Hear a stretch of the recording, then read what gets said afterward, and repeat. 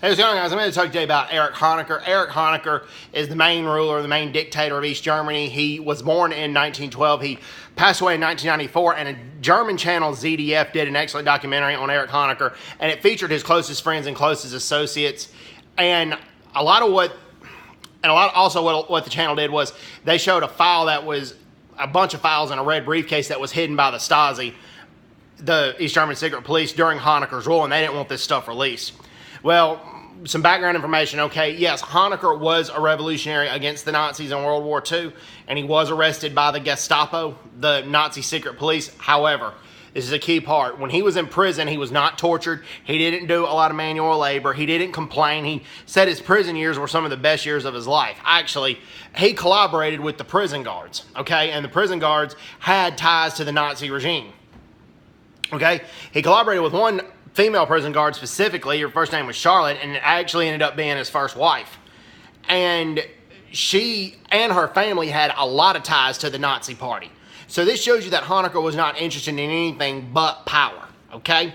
Also, if you go to his house, if they filmed his house and they saw the kitchen, and the appliances in the kitchen were made in West Germany and made in the West, because the quality of the products made in West Germany superseded the quality of the products made in East Germany because of East Germany's failed economic systems. Now, the appliances you had in the kitchen, yeah, for the West, they would just be considered middle class or average or regular, but for East Germany, those appliances were considered luxurious because the East German products were badly produced.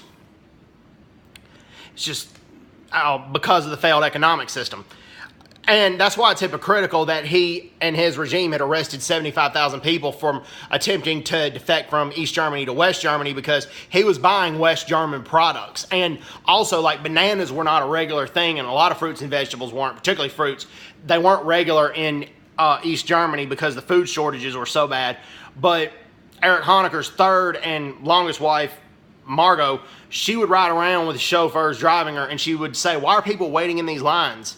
She went to a luxurious store that had regular stocks of fruits and bananas, and it was for the 0.01% of East Germany's population. And there was a regular supply of fruit and vegetables and perfume and just about any luxury you can think of. And Margot Honecker just stocked up on that stuff. And she didn't go get the bakery products, though. The store that she went to was 185 miles away from her home, but she had the agents and her chauffeurs deliver the bakery products and the bread to her house 185 miles away when there was a semi-bread shortage in East Germany. And Honecker's second wife's name was Edith, and she was a dedicated communist revolutionary. She was older than he was.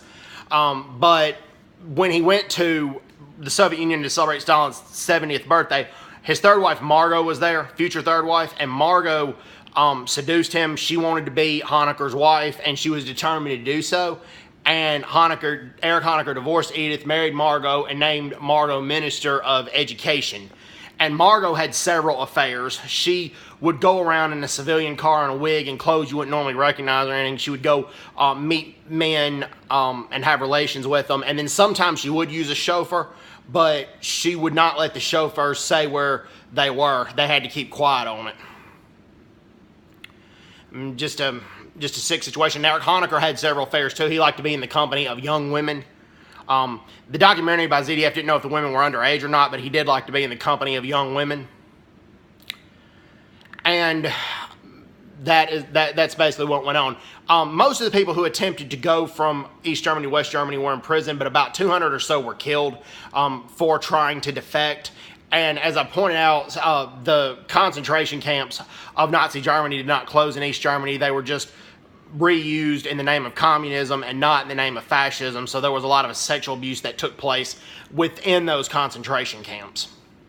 And when Mikhail Gorbachev, the last Soviet premier, he visited East Germany and went to the nicest place in Germany, the Palace of the Republic, Honecker, and there were several other communist leaders there, Honecker did not push for any reforms in East Germany. He didn't want the citizens to have any more economic or personal freedom. Honecker was interested in one thing, and it was power. And the final speech that his speechwriter gave to him encouraged him to push for reform and to ask for reform, but Honecker didn't do that. And that just shows you he was just, interested in one thing, and that was, power. And Honecker also said, you notice in the documentary, he was quoted as saying that the pain of average people or the pain of people doesn't bother him, and it's something, he really didn't care about.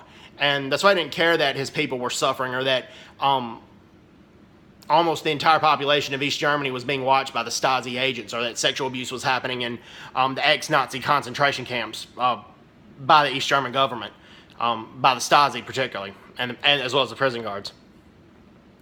Anyway, ZDF did a good job doing the documentary. It's in German, but it's in English subtitles, and it's a really good documentary. Lasts about 43 minutes. Anyways, hope everyone's doing well. Take care. God bless. Bye-bye.